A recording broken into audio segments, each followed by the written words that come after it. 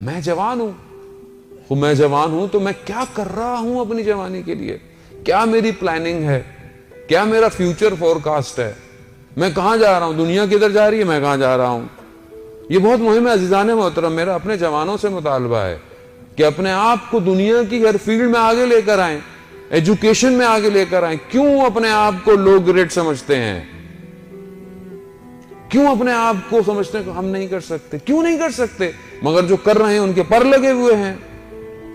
مگر جو اسپیس پر جا رہے ہیں, جو دنیا کے نئے نئے جو ہے وہ پلانٹس کو جو ہے وہ نکال رہے ہیں, جو ٹیکنالوجی بنا رہے ہیں, وہ کون ہے؟ کوئی اور مخلوق ہے. جب خدا کہتا ہے کہ تم محنت کرو, تم ہمت کرو, میں تمہارا ساتھ دوں گا, مگر میں تبھی کروں عزیزان محترم کہ جب تک میری زندگی میں کوئی ہدف نہیں ہوگا. میری زندگی میں ہدف نہیں ہے. ہم شارٹ کٹ, بس میں یوں کر لوں, یہ کر لوں, یہ کام ہو جائے, یہ 4 پیسے یہاں سے آ جائیں, وہاں سے آ جائیں. عزیزان محترم, جس امام کے ماننے والے ہیں وہ کائنات کا CEO ہے, کائنات اس کے اختیار میں ہے, اور ہم ایک چھوٹی سی کمپنی پہ خوش ہو جائیں. میں کیوں نہیں پرواز کر پا رہا؟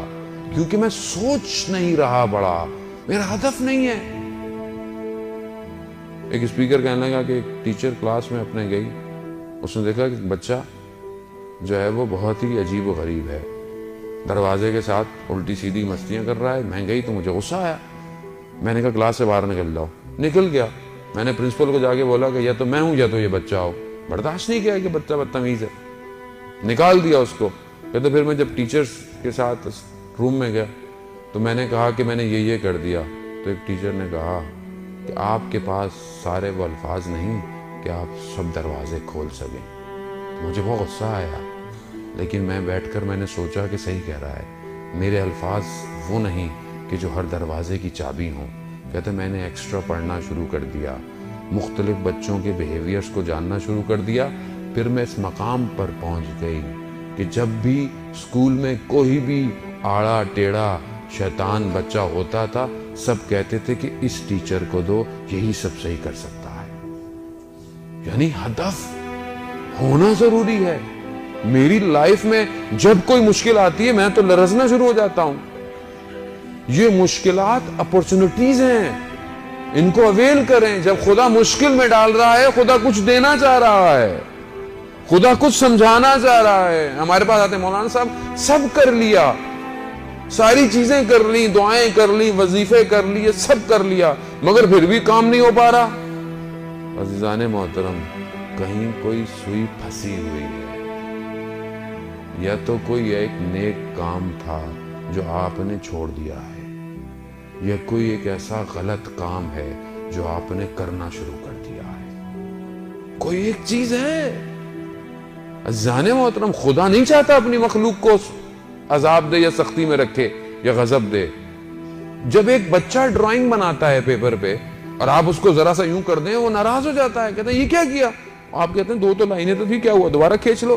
وہ کہتے نہیں, میری کریشن تھی, میری ڈرائنگ تھی, یہ کیا کیا آپ نے؟ جب ایک بچہ ایک کاغذ کی 2 لکیروں کو نابود ہوتے ہوئے نہیں دیکھ سکتا, تو وہ خالق اپنی مخلوق کو کیسے پریشان دیکھ سکتا ہے؟ کیسے دیکھ سکتا ہے؟ عزیزان محترم, وہ بچانا چاہتا ہے کہ تم جو سوچ رہے ہو, جو کر رہے ہو, تمہارے حق میں بہتر نہیں ہے. وہ اسی لیے پیچھے لاتا ہے بار بار, نہیں کرو, نہیں ہو رہا, مسئلے تو الہی ہے, خدا بہتر جانتا ہے. شہید دست غیبت مرحوم عبداللہ البلادی سے واقعہ نقل کرتے ہیں کہ بو شہر کے رہنے والے تھے. کہتے ہیں کہ کافی پرانی بات ہے, لوگ حجوں میں پیدل اور کشتیوں میں سفر کیا کرتے تھے. اصفہان سے علماء کچھ لوگوں کے ساتھ آئے, ان کو وہاں سے کشتیوں پہ نہیں بیٹھنے دیا گیا کہ وہ حج کی طرف جاتے. بہت ان کو برا لگا کہ ہم 1 مہینے کی مسافت طے کر کے آئے ہیں, جس طرح 1 مہینہ لگا ہمیں یہاں تک, اب ہم واپس نہیں جائیں گے. خیر ان کو اختیار میں ایک مسجد دے دی. اب وہ مسجد میں نماز اور اس کے بعد مجلس اور مجلس میں گریا، شدید گریا، توسل امام حسین علیہ السلام سے کہ ہم تو اللہ کے گھر کی زیارت کے لیے آئے تھے. کہتے ہیں 4-5 دن مسلسل یہ ان کا